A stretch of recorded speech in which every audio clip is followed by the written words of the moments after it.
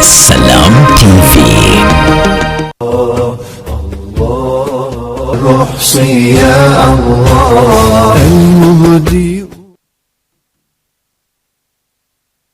بالله من الشيطان الرجيم. بسم الله الرحمن الرحيم. الحمد لله رب العالمين الذي خلق الموت والحياة ليبلوكم أيكم أحسن عملا، والصلاة والسلام على رسول الله صلى الله عليه وسلم وآله وصحبه أجمعين. أوصي نفسي وإياكم بتقوى الله وتزودوا فإن خير الزاد التقوى. السلام عليكم ورحمة الله وبركاته. Owekitiibwa Allah tumwebaza jalla jalaaluhu akyatukuumye n'atuwa obulamu. Mu bangi bajjuludde babadde balina obuvunaanyizibwa bungi n'obusinga obwaffe, Allah n'abatwala. Bangi mande ewedde baali balamu, mande ne basanze mu kabuli. Bangi baali bassa, olwaleero baliko oxygen. Bangi baali balina pulaani nyingi, Allah n'azisazaamu. Olwaleero Allah tumwebaza owekitiibwa atubeereddewo mu bintu bingi nnyo, twagala okumwebaza Allah subhanahu wa ta'ala. Mukama waffe Allah bwetutandika okwebaza tetuyinza kumalayo ku birungi by'otuwadde. Otujje wala Allah, tuwadde obulamu, otuwadde obukkiriza, tulya tunywa, tuli basiraamu, tuli bakkiriza. Saba Allah subhanahu wa ta'ala otuttire ku ddiini eno ey'obusiraamu. Wala tamutunna illa wa antum muslimun. Ab'ebitiibwa temuvanga mu bulamu bwansi buno kujjako nga muli abasiraamu. Allah subhanahu wa ta'ala kyatugamba byonna ne bwe bigaana, byonna ne bwe bigaana, fanga tolina kyolina, fanga oli mwavu, fanga bakusekerera, fanga ekika kyonna kikukyaye naye ng'oli ku mazima, fanga oli mukkiriza naye wala tamutunna illa wa antum muslimun. Muganda wange tovanga mu busira, tovanga mu nsi muno okujjako ng'oli musiraamu. Oliba oyina entandikwa eneekuwolereza mu bulamu buno ng'obuvuddemu. Oliba oyina entandikwa mu byengera Allah byatuwa, yakuwa ekyengera ekyo. Byolabanga ebyengera kino kibizinga byonna. Allah akuwadde la ilaha illallah, afdalu dhikr la ilaha illallah. Okwogera ku Allah okusinga okuba okw'amaanyi ye muntu ogamba la ilaha illallah. Abayi mitima gitebenkera ng'omuntu ayogedde ku Allah, mitima gitebenkera. Mbakubiriza baganda bange, Allah musaba gati Allah tutte nga tuli basiraamu. Oba olina password esooka, teri yakkiriza busiraamu atagenda kuyingira ku jjana.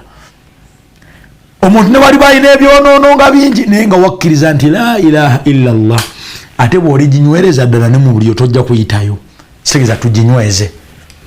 Saba Allah subhanahu wa ta'ala yongere okussa ebyengera n'emirembe ku mbaka ya Muhammadun sallallahu alaihi wasallam.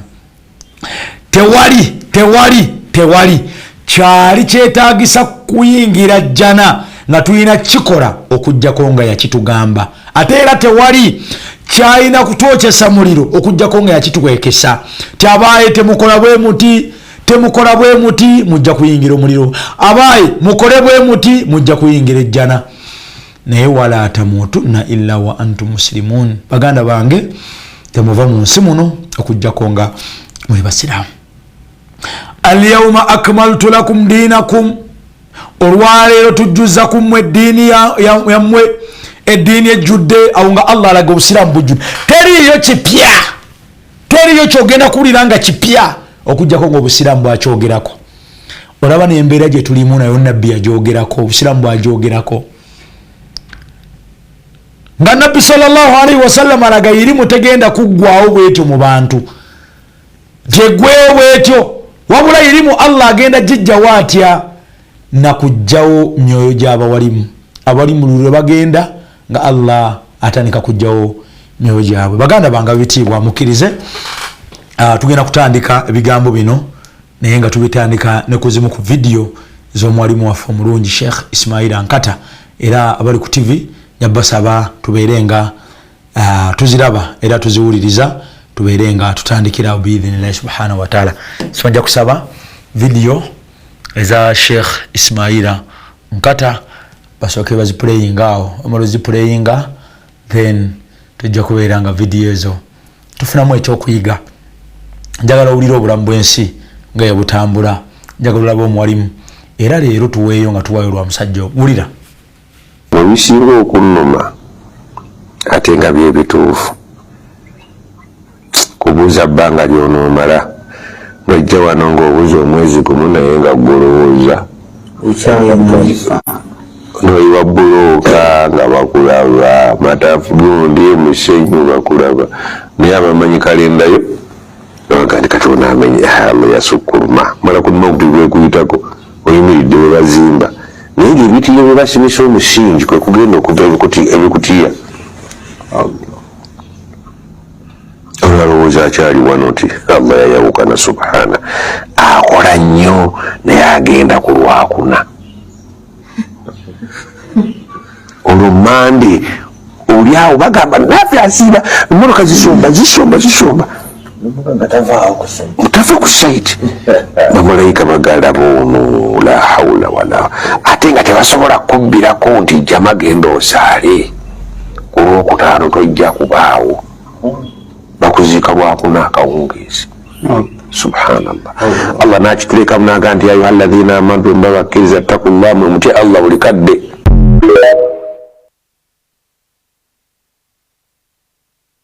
Kabuli. Allahu akbar. Kabuli la jamaa.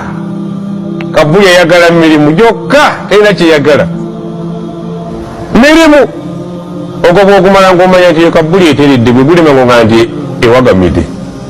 Kabuli yayagala mirimu eri tebaagala yoswala si kusiba teri kulya teri kunywa bye wakola byamala tebaagalayo birala.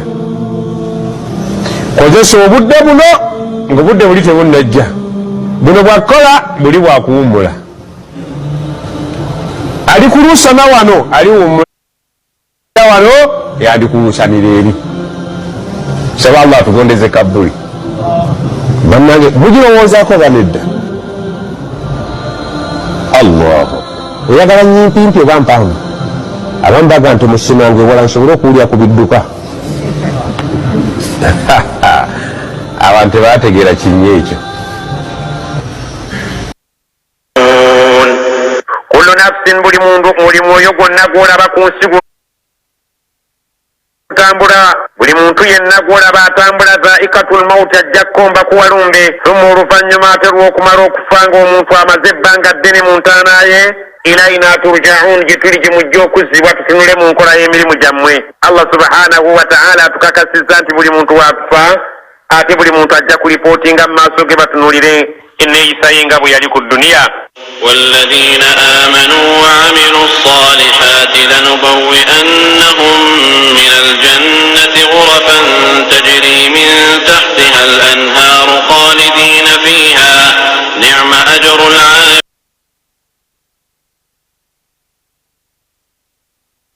buli kye muzanyidde mu Qur'an nze kagisomese nsaba Allah mpe buli kye yanteeka mu mutwe nga nsobola okyogera nfe nga nkyogedde nzi ntambule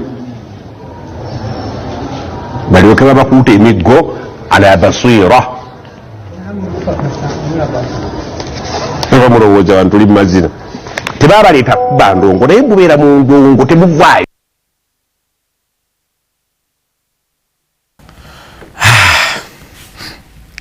Yoyo mwalimu waffe Allah gwajjuludde gwe yatutte yasuze mu kinnya neera agenda kusula mu kinnya ku mirimu gino gye tukola egy'eddiini kuzimba muzikiti masjidi enakaluka eyo y'omu ku babadde in fact y'omu lwe twaliyo eyagamba nti naye ajja kusobola okuwaayo ensawo zaali 5 agikaliiso yajja kunzijukiza bwe twagendayo Sheikh Elias Kigozi nange Sheikh Salim boss oba yaliko Sheikh boss anoza naye olwa sekankata seka boss yakati yaluliko kwaliko Elias Kigozi nze agikaliisa naye buli ne bamusalira ne bansalira naye n'agamba we agamba jawayo nsawo 5 naye n'agamba nze zange abasiramu bange be banaaziwaayo era nsaba tukkirize abali live ku mukutu gwa fendoz abali ku Salam ne page zaffe ez'enjawulo njagala tugule ensawo za sementi 5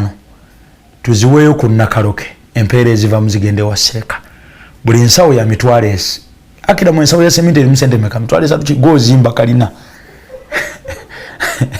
gozimba mpita wawe wonga ndaba bazimba kiro na misana so badde nsaba buli muntu njagala agenda oweereza okuba essimu ga nti nze nguze ensawo ya sementi wallahi niye evaamu Sheikh ankata mu kabuli afunemu oyo tugenda mufiirako waffe nnyo musajja nnyo akoze emirimu gya charity abadde ayamba n'erimbo mwe twamuziise yagisonda abadde yabeererawo muganda waffe Hussein Kyanjo abadde emirimu gya Mungu agibeerako njagala omusiraamu okuba essimu gamemba wadde emitwalo 4 gya sementi ku lwa Sheikh ankata Allah musaasire kuba essimu sente ogenda weereza okwo naye buli agenda oziweereza kuba ku ssimu eyange ongambe nti nze nzitaddeko oba nze ngenda ziteekako insha Allahu taala oba osono ziweereza kwene namba kati kasita bisuka katoweereza naye njagala erinnyang'anira bantegere nti ensawo ziri bwe ziti enamba ya Airtel *165*3*31585 hash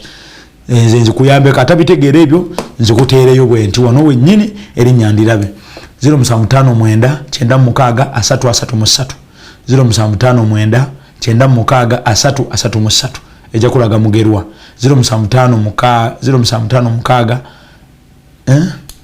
eri 0759 9633 07599633 mulage Sheikh ankata omukwano mulage Sheikh ankata omukwano mulage nti mubadde mu mwagala byabadde abasomesa mubadde mbitegeera tugire sadaka eyo tugambe nti bismillah masidi ya gundi Sheikh Allah musaasire Airtel nyiga star M856 mwenda star 434298 hash star M856 mwenda star 434298 hash acha kusaba kuteekamu business number jitekemu amount teekamu acha kusaba reference then pin teekamu syndicate ngambye nyiga star 185 star 185 star 9 stars 43 42 989 hash then eja kusaba wamanga wamanga tulina Yusuf Rukonge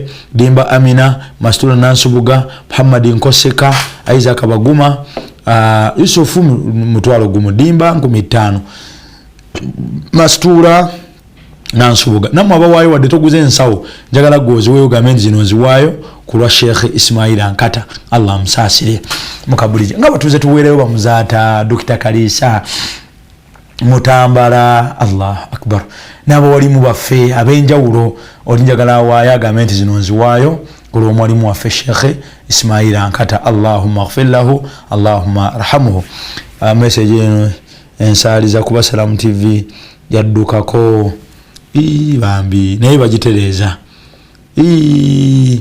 ajaliza inagami message ene musaliza Salam TV ya muvako akira mkotuli live ku Facebook inshallah so ajati inshallah taala Mungu akirize niya yajiraba biidhnillah subhanahu wa taala seka wafia tulese Allahu akbar Allahumma fila warhamu njagala buli awayo tuweyo nga tuwerayo Sheikh star M855 star mwenda star 434298 mwenda hash star M855 star mwenda star 434298 mwenda hash eja kusaba kuteekamu business eja kusaba kuteekamu amount teekamu eja kusaba reference teekamu eja kusaba pini Ruth Katima Rutu naye aweereza Mastula Nansubuga Ali Zainabu wallahi abantu njagala mulageseko mukwano baganda banga bibitibwa obulamu buno obwensi mwabulabye bumpi Sheikh ku Monday yali mulamu Sheikh olwaliro mufu Sheikh ku Monday yali mulamu olwaliro mufu akisawo ka sementi imamu aganye ka mitwalo 3 imamu njagala ogulireyo aji waffe akasawo ka sementi imamu ko kagule genda kaguze ku lwa haji wenda bingo kamugulire lillah imamu naye Mungu yalimanya kyali kuwa Allahu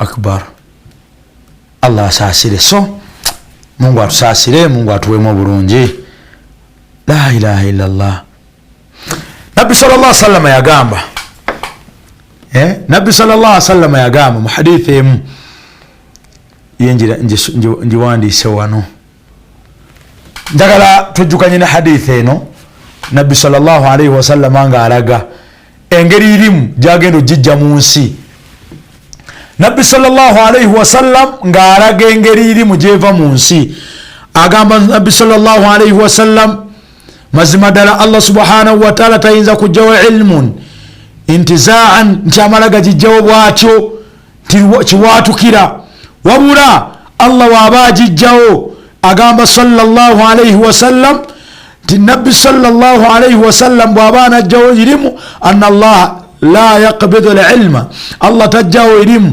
ng'amalaga gijjawo wabula bwaba agijjawo yaqbidu al-ilm bwaba ajjawo irimu bimawti al-ulama au biqabdi al-arwah al-ulama Allah ajjawo bamanyi bwatyo irimu bwagijjawo tamalaga gijjawo bwatyo naye Allah okujjawo kwa irimu bwaba agijjawo na kujjawo bawalimu wallahi abo walimu abatugendako nengenda gye bagendawo omuganda agamba tebazzikawo okujjako era Allah nga yabazizaawo njagala gombule ate buli mwolimu alina engeri mu kisaawe kye alina enamba gyakuba olwaleero abasambi b'omupiira mu kiseera babeera 11 naye buli musambi ayina omugaso gwe temusobola samba mupiira nga golokipa talimu golokipa bwavaamu njagala kutegeeza era oli strike were ne baba gumala bumaza bayagala kuba mu goro anti kipa talimu mutero bala abakipa nga batambudde avudde ku line ka strike omulungi amubala avudde ku line n'aguteeba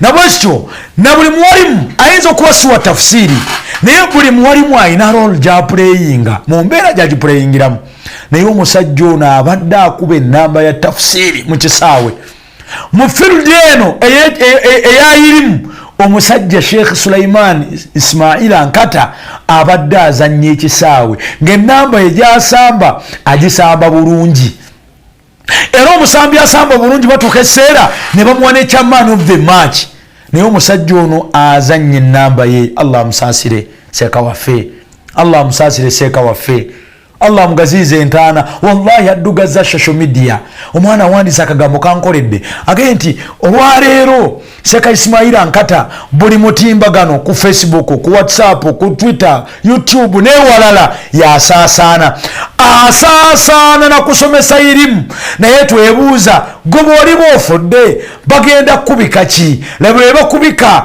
ne budansi bwazina ku mukolo gwa gundi labo ebakubika n'ebigambo byogeranga ebyobusagwa ebyawula eduniya labo ebakubika nga bakubika na bigambo byabuwemu biwawemulanga labo ebakubika abebitiibwa tubeeke ennwana gye tulwanamu nga tuyina naffe gye tusobola okuba nga tulaga Allah omusajja abadde ayina ebimubika omusajja bamwogeddeko ebigambo ebirungi omusajja nakati bakyamwogerako ebigambo ebirungi omusajja Allahu akbar walillahi alhamdu abantu bafa banyomoofu abantu bafa wallahi abalaba ku mayiti ya Sheikh Ankata ndi omukubo nga akyali mu ddwaliro ne wallahi nga bw'omubikkulako bwoti nga bwe yali afaanana ng'era feesi n'ekitiibwa kye n'entulo ebwati nga bw'abadde afaanana n'akalevu kakeeru Sheikh Allah yamujjuludde era n'ekitiibwa kye Allah yamujjudde n'ekitiibwa kye era mu bigambo byabadde alwana nnyo ng'asaba nnyo agamba saagala kulwala bulwadde bugenda kukyankalanya abantu bannekkanye ate naye alwadde nnyo ate kakati sente ennaku ze kuba yagenda mu ddwaliro lwakubiri ekiro lwakusatu lwakuna lwakutaano naafa olw'omukaaga naziikibwa ku Sande naye Allah amusaasire mukadde waffe amuwejjana Allah amugaziize entaana ye gye twamutaddemu ya rabbi bone irimu egenda bugenda keera ku makya baganda bange ab'ebitiibwa naffe bino bye twogera nga tetukyasobola byogera nga Mungu Allah atugjeewo nga mutandika twabalabanga ku Salam twakolanga bwe tuti kale twakola bwe naliko namulabako n'egindi twaliko ne nga Allah akututte naye twebuuza ligase kiki ogenda okuleka kiki bagenda okwogerako nsaba tuteekawo embeera ey'enjawulo saba Allah tusaasire so baganda bange bitiibwa njagala bakubiriza tongero teeka amaanyi mu nsonga zaffe nga tutya Allah subhanahu wa ta'ala. Allah atusaasire, Allah atugulirewo, Allah abeere nga atuwamu barakati biidhinillahi subhanahu wa ta'ala. La ilaha illallah. Tunyiga star 185 star 9 star 43 42 hash star 185 star 9 star 43 42 hash. Ejja kusaba okuteekamu omuwendo gw'essente, teekamu omuwendo gw'essente, sindike ejja kusaba okuteekamu reference, teekamu osindike, ejja kusaba okuteekamu pini, teekamu pini omale osindike. Njagala kwebaza abantu bano wammanga, Mwajuma Nakato, Nashira, Nakate, bane kino kyemulaba tukola n'abantu baffe Allah baali baleseewo bajja kitukolera biidhinillahi taala nga Allah atujjuludde tukyali mulamu bwansi. So waayo kyowaayo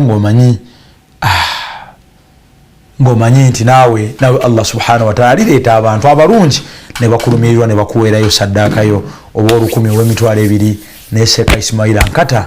Allahumma ighfir lahu warhamhu, Allahumma ighfir lahu warhamhu. Ligase Qur'ani namba weddu mu ddoboozi lye. Ate takomyawo abadde agisomesa nga bweggwako ng'era amala agiddamu. Abebongereza buli lwakusatu ng'abatuulamu avaayo asinzira Uganda mitiyana n'aweereza abebongereza. Allah musaasire, Allah muwejjana. Katumulemu katono nnyo tukomawo. Assalamu alaikum warahmatullahi wabarakatuh.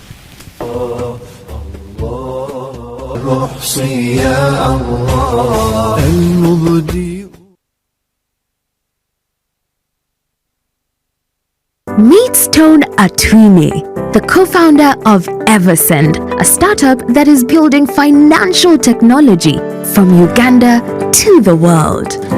From currency exchange to business banking, Stone and his team are doing it all. Stone embodies the grit and the commitment to take a startup from nothing to something. Stone, keep building. You are unstoppable. MTN, the Unstoppable Network, celebrates you. Download the Eversend app or visit eversend.com, and together, let's support Ugandans like Stone who are driving our country's unstoppable progress.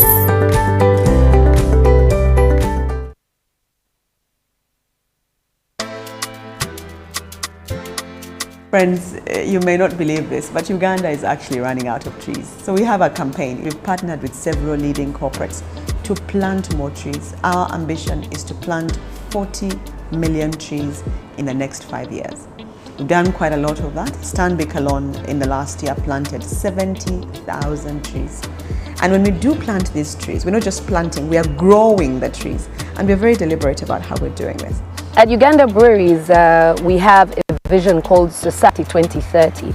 Our dream is that every Ugandan would plant a tree and maintain it by the year 2030. Stanbic coming on board as cutting across, and through Stanbic we've had a number of other players actually coming through because of our engagement with Stanbic. They've committed budgets to do actual planting, because the Roots campaign is designed in a way that the partners are at liberty to decide which way they do their participation. We believe in Uganda.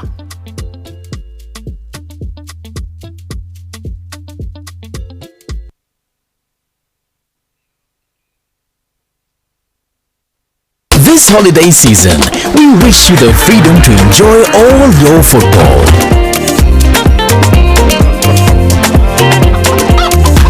We wish you fun and lots of Ugandan entertainment. We wish you a good time together, so turn up the volume on your favorite show and be merry all day long. We wish you laughter everywhere in the hall. We wish you and your loved ones a very DSTV holiday. Stay connected to DSTV family at only 64,000 shillings and light up your festive season.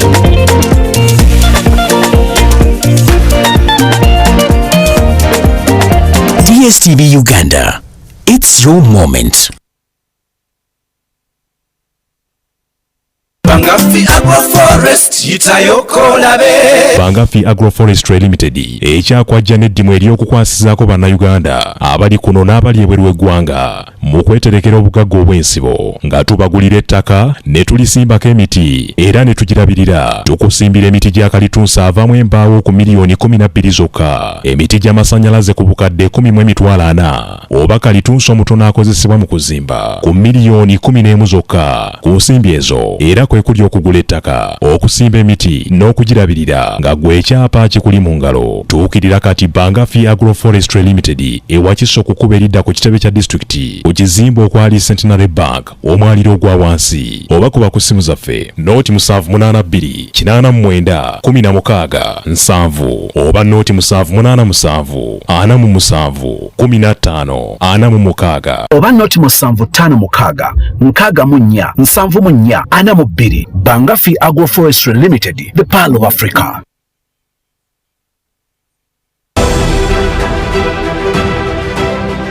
I'm one of the scientists now doing research on plastic technology recycling, where we can be able to produce other products from plastic waste.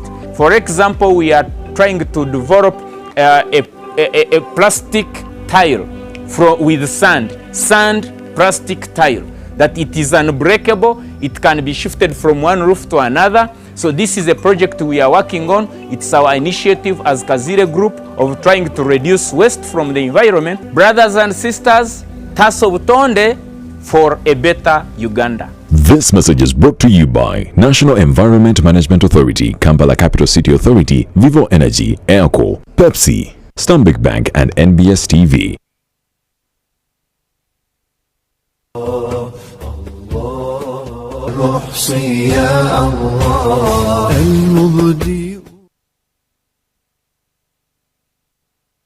Alhamdulillah Rabbil Alamin wa salatu wa salamu ala Rasulillahi sallallahu alaihi wasallam wa alihi wa sahbihi ajma'in. Allah wafetu mwebaze wekitiibwa jalla jalaluhu. Tumusaba Allah sebengera okusasana emmeeme ku Nabi Muhammadin sallallahu alaihi wasallam. Njagala bakubiriza baganda bange kwongera kwagala nnyo bawalimu bammwe. Buli mwalimu naye namba gyazannya bagambye mu kisaawe mubeeramu abasambi 11 ne bonna tebabeera mu ggoolo, bonna tebakuba defense, bonna tebakuba wakati, tebasamba wakati, tebazannya wingi, tebagenda kuteeba, bonna balonda mu bulonzi nga nti mmwe mujja kuba baaka kusinziira ku busobozi bwe, mmwe mujja sobola kuteeba gojayite no mu 7 goyite mu 11 naye ne mu daawa eno mulimu departments ezenjawulo. Waliwo gyogojjo sanga ye nga musimu bino ebyokubuulira tojja mulabako, naye ng'ennamba ye ojja musanga mu biraali nga gyazannyira ennamba ye mu buwalimu ng'ate yafulumya bano aboogera Sheikh Sinani wa Kinyankali tojja musanga ku kituuti kyowa n'omumanyiriza obutamumanya Sheikh Sinani, naye nga aboli mu bawulira baatikka aboli bonna aboogera ate bayise mu mikono gye.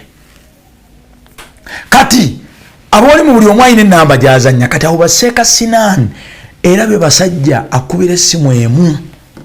In fact oba olina ng'oggyeko okuswalira Allah be basajja b'osoonoga mwalimu wange omusomesa wange awulira atya, kuba ye Allah tulina omukwatibwa ensonyi. Kati ennamba gyazannya ya mu kibiina kulaba nga afulumya abawalimu abagenda osaasanya edduniya, ne bw'omuyita mu jjuma tajja, ye ennamba yagizannyira eyo mu kiraasi. Sheikh Ismaila Nganda otemulaba eyo, sekaluka ebira tojja balaba kuno ku TV nga baatika, naye ennamba gye bazannya bye bigambo bino bye twogera be batukutteko. Era omusanga n'obuuza ki Sheikh Hassan Tayyib, gende Kachiri, Sheikh Sozi, Sheikh Tayyib Nayera, ojja sangayo ba Sheikh ab'enjawulo b'ennamba yo gye bazannya. Waba oliko gy'osanga ye ennamba ye mu kugaba emaali y'abamulekwa awo yeyo field ye, noba wolinga ye kisaawe kye Sekabukenya awo mu department ya Qur'ani giwoomese ginsomeseze gikole bwoti awo Allah n'amuteeka awo.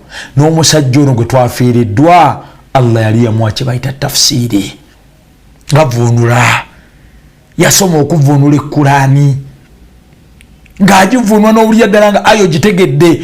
Era njagala bakubiriza mwenna abandaba era abampuliriza, mugende munoonyeeyo CDs, munoonyeeyo, mugende mufune zi flash oteeke mu mmotoka yo. Bw'oba ovuga otandike ssuula ku ssuula, owulirize ssuula, ogende nti kati nniya ntandise, ngenda kutandika na Al-Fatiha okuvira asooka kubulya sababu nuzul.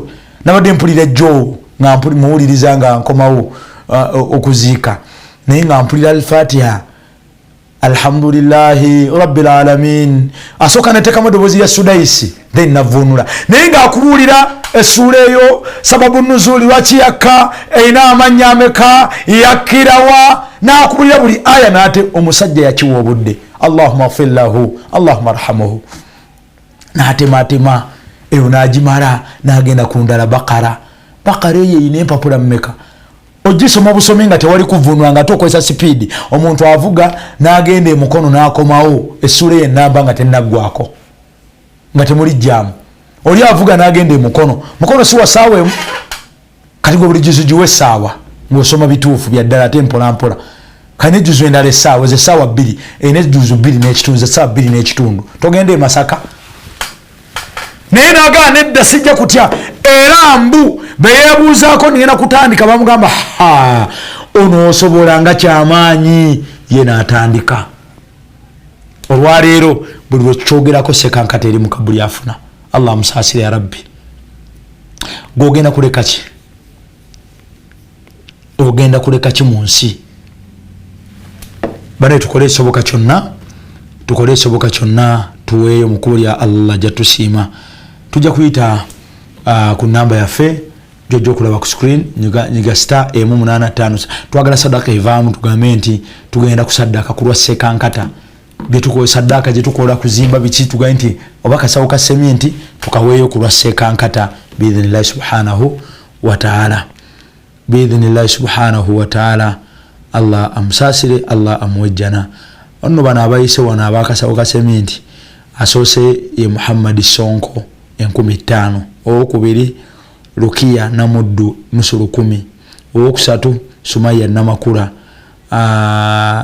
kakaaga, gwe omutwalo gumu 2,000 zeziyise ku layini eno. Naye bagambira batufune yagula yakasawo ka sementi, ng'okagulira mwalimu wo, wallahi abatusomeseza tafsiri, naye asiime mu kabuli agenti abantu bange, bantu bange. 0759363 0759363. Njagala nsawo ya sementi eno sinoweze wadde ensawo, abantu bali basatu bokka benakalaba wano.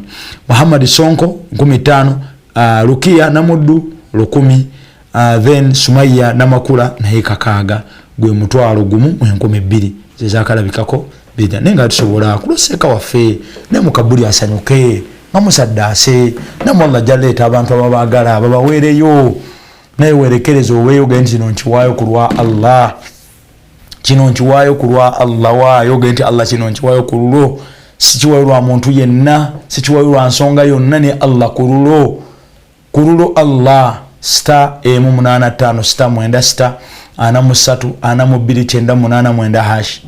Star M85 star 96 43 42 98 hash. Ngambi star 185 star 9 star 43 42 989 hash. Star M85 star 96 43 42 98 hash. Ejja kusaba okuteekamu amount, teekamu omwendo gw'esente sindika, ejja kusaba okuteekamu reference, teekamu osindike, ejja kusaba okuteekamu pini, teekamu pini omale osindike. Muhammadi Mwegombe aweereza nusu 10, amutwalo gumu 10. Owano ensawo ya sementi nabaweerera, ensawo ya sementi naweera gumu 10 ogatako gumu 2 zibe emitwalo 2 mu 13. MTN star 165 star 3 star 31 58 65 hash. Star 165 star 3 star 31 58 65 hash. Seka wafenkata Allah bwatu wagira, inna lillahi ma akhadha wa lahu ma a'ta kulla shay'in 'indahu bi ajalin musamma. Naye mbadde njogera ne Sheikh Abira nga ngumya nangamba nti Sheikh ne Allah tayagala babi bokka. Allah naye ayagala abalungi. Kyobalaba Allah asobola batwaliramu omuntu wamu omulungi n'aleka omubi. Waliwo abantu mu nsi muno nga bwe bibanga bya muntu nga yasalawo nga be balina okugenda. Barogo, bampisa mbi, tebaagaliza, bannanfuusi, balyaza amaanya, bageya. Kweganga buli zambi likuŋŋaanidde ku bo. Naye Allah mulungi abaleka munnaye. Allah mulungi abaleka. Naye Allah subhanahu wa ta'ala si mugayavu abatereka. Wala tahsabanna Allah ghafilan amma ya'malu adh-dhalimun. Temuloza nti Allah mugayavu talaba balyaza amaanya bye bakola. Abalaba Allah. Era Allah naye mulungi araba. Naga nti kati ono kamutwale muddu wange. Ate era ffe balooya ba Allah ku nsi kuno, antum shuhada Allah fil ard. Mwe balooya ba Allah, mwe bajulizi ba Allah kuno ku dunia. Olwaliro buli kyogera kuseka nkata nga kirungi, Allah kyakona mu sitampu nti bwe bali kwogera ku muddu wange. Agambe Allah, antum shuhada Allah fil ard. Ffe bajulizi ba Allah kuno ku nsi, ffe tujulira eri Allah ku bantu. Era lwananga nnyo osembeze balooya abali kwogerako ebirungi nga Allah akujjuludde. Bagenti musajja mulungi ne Allah laba watwala Quran Allah naleka abafere. Laba Allah watwala Quran naleka abashiriku. La Allah watwala Quran naleka abannanfuusi. Misana ayogera kino ekira ayogera kino. Bw'oba ayogera kino bw'oba toli wayogera kino Allah n'abaleka n'atwala Sheikh nkata. Bw'atyo Allah mukwenkanyako la yusalu amma yafal, tabuuzibwa kyabakoze Allah. La yusalu amma yafal, tabuuzibwa Allah kyabakoze. Inna lillahi ma akhadha, atutaki mudduwe, walahu ma a'ta, walahu ma a'ta kulla shay'in 'indahu bi ajalin musamma. Abaye Allah atwagala. Tusaba Allah asasira abawalimu baffe. Ate bantu mmwe muyiga okwagala abawalimu. Mwagale baseka tembwagala bwagazi nga bamaze kufa. Ne babeera balamu mubagale. Zijukira omuwalimu omu yalajana ng'ali mu ddwaliro, namwogeddeko ne leero. N'alajana ng'ali mu ddwaliro ng'ayagala miliyoni 4 ng'afa COVID. Nagamba ng'ayiza katungulu cumu aganye, ng'ayiza galika aganye, ng'ayiza entangawuzi biganye, baganda bange ebikola mbyenyokeza biganye, abebitiibwa nabagamba abayizi bange muntaase. Baganda bange omukwano tugulage nnyo abawalimu baffe, wallahi betulina bebatulungamya, bebasomeseza al-Fatiha, musajja n'asomesa nkata nagamba sigenda kudda mu kibuga dawa kanjisomeseze mu kyalo.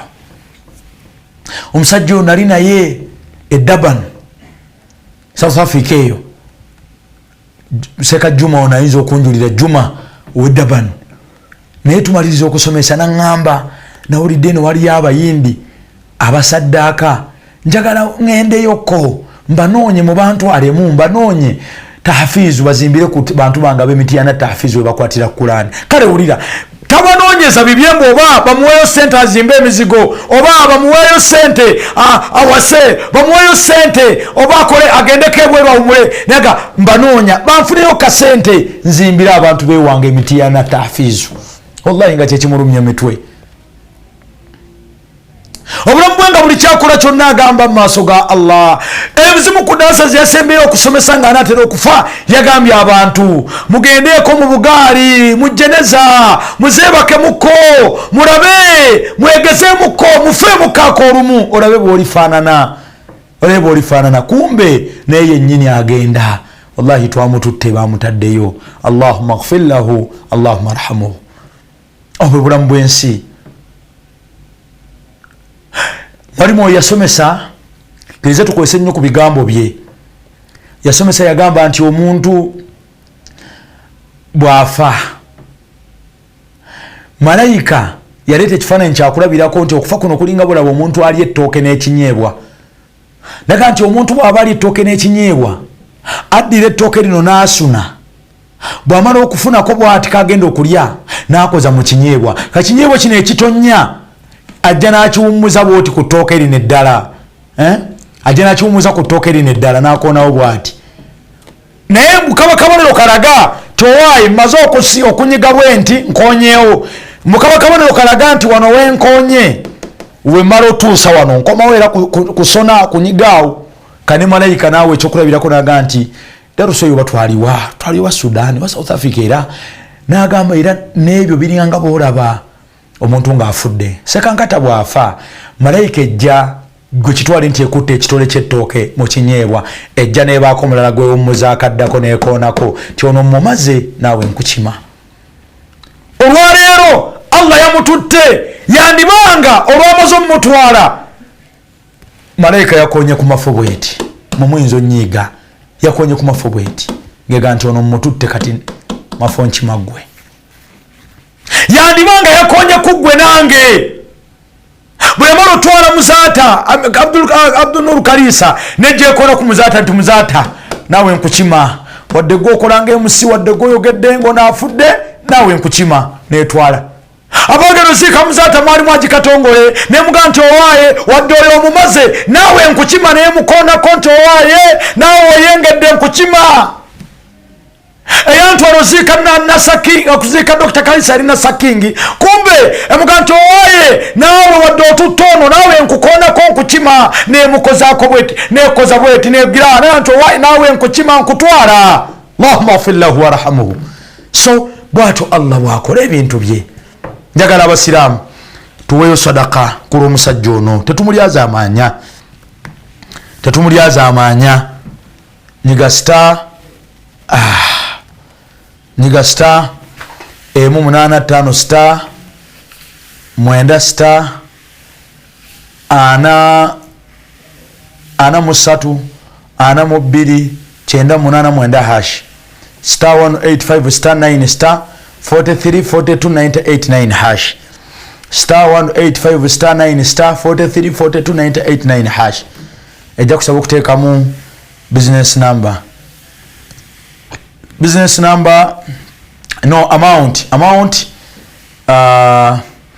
eri teekamu zoyagala then ejja kusaba reference teekamu osindike ejja kusaba pin teekamu pini osindike baganda bange tuweeyo bulamu buno bumpi Allah sawa nanafa atukima sawa nanafa Allah atukima tugende tumunyonyole akana n'akataano Allah atutaase Allah yongere okugulawo bwatyo Allah wakola ensonga ze tabuuzibwa bwatyo watwala abantu b'empolampola n'abatujja mu mpolampola n'abatwala mu mpolampola Allahu akbar walillahi alhamd Allah atusaasire Allah yongere okugulawo ulira emisomo gy'omulimu bw'abadde asomesa Allahu akbar abadde ayogera ebigambo n'owuliranga naawe bikutteko semayiri nkata bigambo bye bibadde nga so touching buli wobiwulira wonna owuliranga bikwatako owuliranga tebikuleka kyekimu owuliranga omusajja abadde abyogera n'omutima gumu tabyogera nti alina kyayagala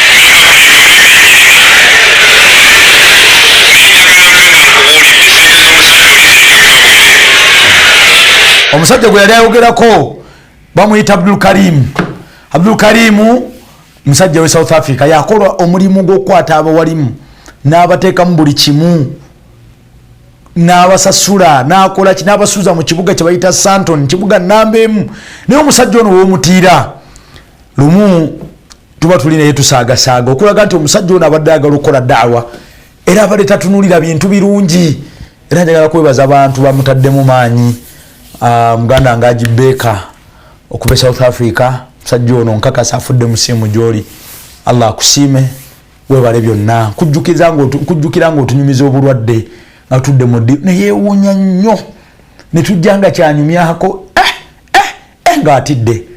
ng'atidde ne wallahi wetwogerera twaliwo kitiseka kiti nange ne Haddadi South Africa eyo naye nga musajja waffe ng'anyumya obulengeri obulwadde gye bumulumamu omutima gumuluma baagusala ne bamubikanako talya greens takola bwati tasitula bizitowa n'ebirala neseka yavaawo atidde naye kyenjagala mu byonna Sheikh wadi South Africa adinga asula mu kibuga bakita Santoni bagamba mbu kyekisinga okuba ekyamanyi mu Africa era naye bokira bakokkiriza naye bamugamba lumuntu owaayi ne fact fit wamubuuza nze namubuuza nimuga ne Sheikh senga bagamba okuleka Santoni wano ne family yonna ne bagireeta wano ne bakujja emitiyana okkiriza n'agamba okujja nga Santoni mugikute ne mugiteeka emitiyana Santoni nga mugisitu ne mugituuka emitiyana abantu banga b'emitiyana mbalekera ani anaabasomesa Allahu akbar ng'ekimuluma bantu be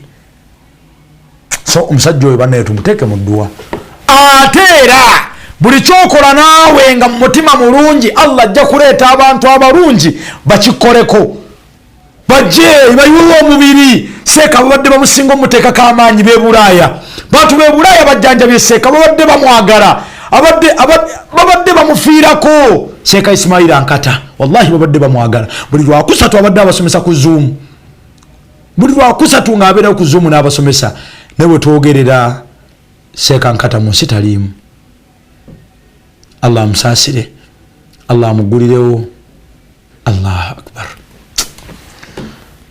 so mwenna abawaddeyo ku lw'omuwalimu Allah abasiime njagala mpunzike nga mbakubiriza tuyite ku star M65 star 3 star 355 hash ejja kusaba amount teeka mu mwendo gw'essente ejja kusaba reference ejja kusaba pini teeka mu omale osindike kijja kuba kyekola kyokka insha Allah subhanahu wa ta'ala waayo kyosobodde okuwaayo biidhinillahi subhanahu wa ta'ala Sheikh Ankata yafudde manyi twagala nnyo bajjukiza n'ebigambo binjagala video gyesembayo bateeramu buli agiwuliriza okwateyo kyokuttoga entino kulwa Sheikh Ankata ne Allah akola ebintu musajja afudde ena abantu bo bakulaga bakyali mu duniya bakyajagala Kirawo kuwasa abakazi abatalina ddiini kirawo kuwasa abakazi abatalina ddiini mukinkubye era kikyakubira ddala abaana b'abantu basomye eddiini ne mubalekawo eyo nsobi nnene abaana bannanga abaana abawala basomye eddiini ensangi zino abazadde bategedde eddiini abaana baabawala ne basoma eddiini wate nojjanga okalakalana n'atamanyi eddiini tewasa omuwala alina eddiini bannanga abaana banyumirwa nnyo maama waabwe okumulaba ng'ali mu Qur'aani asoma kuba mwakafaananyi wallahi nga maama we omulaba ali mu Qur'aani asoma ne bw'aba tamanyi kusoma nga Sudais naye ng'owuli agamba bismillahi rrahmani rrahim walladina naye ng'agenda naye akongojja omwana awulira alina kyawulira bwe kyotasobola kuwulira wallahi alazim maama Qur'aani agezaako agenda tegenda naye ali mu bisooto mu bitoomi bamusindika agisindika musindise wallahi maama anyuma oyo maama anyuma ng'amanyi Qur'aani mu kimutamanyi abaana bawulira nga balina maama owaddala naye maama nga talina kyamanyi mu Qur'aani aba maama naye nga bamuliwo akawulako abaana ne bagamba maama katukuyigirize Qur'aani nti nze byansuba ebyo nabyo byaggwa kasita abaana bagirina oyo mwalimu waffe Sheikh Ismail buli kyabadde ayita ng'olaba point ebigambo abisomesezza Allah musiima asinzireko amuwejjana irimu agisomye abantu ababuuliridde tabadde mu ntalo tabadde mu mivuyo tabadde nti alina nekyayagala mu duniya nti oba bwa imaamu nedda Sheikh abadde tafa bwa imaamu Sheikh abadde tayagala nti oba twale bamuwa kuba kadhi n'agaana byonna nga yayagala kimu muzindaalo kusomesa bantu muzindaalo kusomesa bantu Allah musiime era sha Allah njagala kubiriza mwenna wana Uganda bomalo sale swala musajja tumusabireko mumujjukira video musajja nga agitaddemu akiramu wano agitaddemu musajja nga ayogera ku kiro bwe yali ayogera ku kiro ekyo n'okwesooza yeesooza nga ayogera kabuli n'okwesooza ne yeesooza ng'alaga nsi nnyangu ulira kawo video singa okunnuma ate nga byebituufu kubuuza bbanga lyono bisinga okunnuma ate nga byebituufu kubuuza bbanga lyonoomala ng'ajja wano ng'obuuza omwezi gumu naye nga gwolowooza n'oyiwa bbulooga afuge undi omusenyu wakulaba naye abamanyi kalendayo abagandi katona amenye Allah yasukkuluma mala kulina okutebwe kuyitako oyimiridde we bazimba naye ngaebitiyo bye basimisa omusingi kwe kugenda okuva abekutiya olowooza akyali wano ti Allah yayawukana subhana akola nnyo naye agenda ku lwakuna olumande oli awo bagamba naffe asiiba emotoka zisomba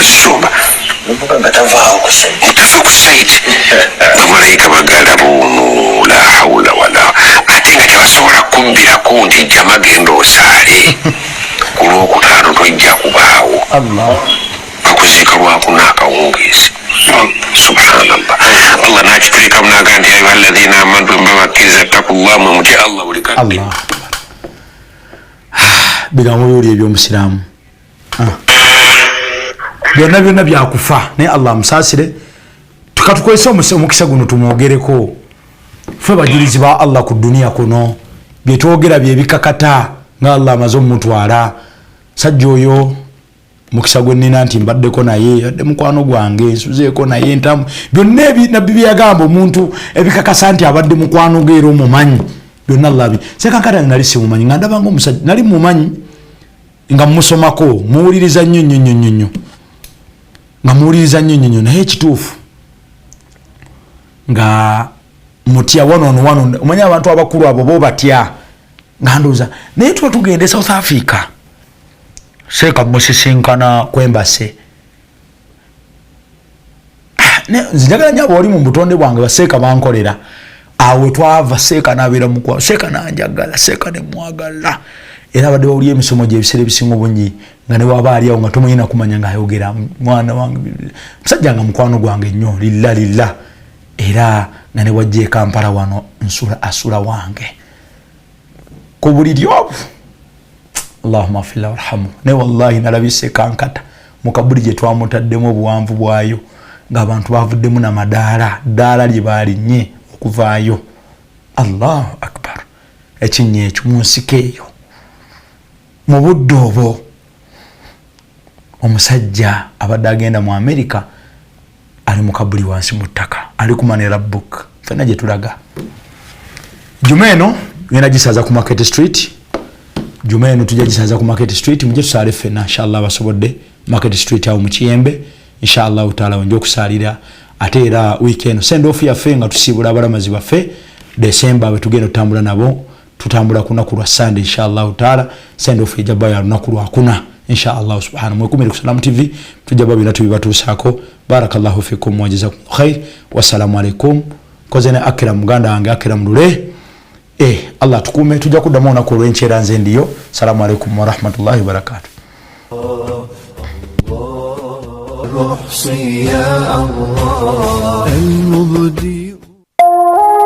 eno ye Salam TV.